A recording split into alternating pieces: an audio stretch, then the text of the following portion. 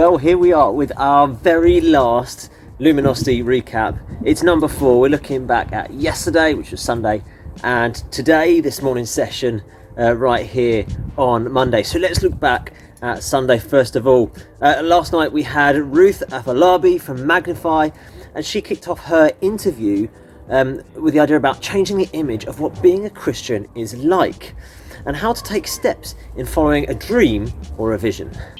So I always kind of love this quote that I heard by Martin Luther King Jr., which said that faith is taking the first step even when you can't see the full staircase.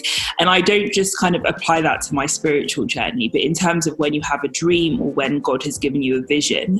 I'm not even sure that if I had known all of this at 19, that I probably would have started. I'd have just been like, no, I'm actually just going to a normal job. Like, thank you very much. So I think for me, I've seen that God is kind of like a keyhole, how you can see a little bit as you look through. It's not all completely clear.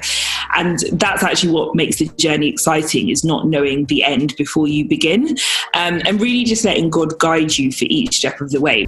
Then we had the legendary Danielle Strickland Bam Bam with the encouragement and the reminder that you, this generation, are still the light of the world. There was this revolt that happened in the silent years between the Old Testament and New Testament. The Maccabean brothers took back the temple. It's just crazy. I named my son Judah after this. Bam, bam, the hammer of God, the Maccabean brothers. And they pushed out this like pagan army that had the temple and was desecrating it. And they lit the oil in the lamp as a witness again. And they were scared to light it because they thought there wouldn't be enough oil. And that's the miracle of the Hanukkah story. If you ever want to look into that, it's fascinating. But they went ahead and lit this, even though they only had 1 day's worth of oil, and miraculously the oil kept burning, the oil kept burning, the oil kept burning. It was as though God wanted to say to that generation, what I said is true. You are still the light of the world. You're still the light of the world. And when God's people, when God's children realize that their calling is to be the light of the world, when Jesus stands on a hill and he looks over at the crowd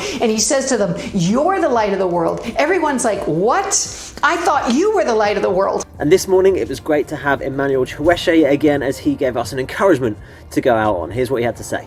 That taught me a massive lesson, that actually people love me for who I am. And if God loves me, he's not loving me for a version of myself that can be improved by who I'm following on Instagram. He's loving me because that's what he did when he molded me and he made me. So be you, simply be you, because you are wonderful just the way you are.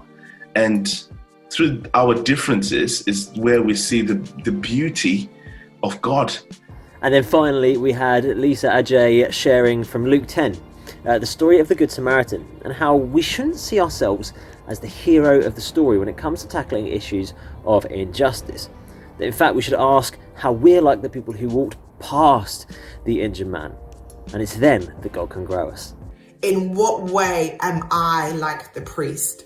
In what situations do I act like this Levite man?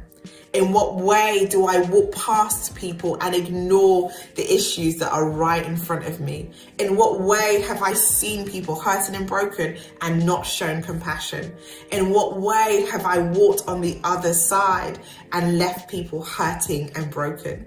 In what way have I looked at people and because of their race or their standing in society or actually what people say about them, have I abandoned them and not shown kindness and mercy?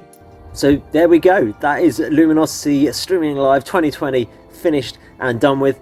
And remember, being at New Wine, Soul Survivor or anything like that isn't just about having a great time away with your friends. It's about coming away changed. So take that challenge with you. Pray and ask God to help you grow. As Lee Kirkby shared at the end, that passage from Isaiah 9:2, which said, the people who walked in darkness have seen a great light. They lived in a land of shadows, but now light is shining on them. That's the call, to be light. Thanks to the awesome team who've done so much work to put this together, representing to the New Wine Youth team with this bit of a vintage shirt. And thanks to the hundreds of you who've watched these recaps. I've been Sean, I'm the youth worker at St Giles and St George's Ashton, which is down in Surrey. Have a great summer, stay safe. See ya.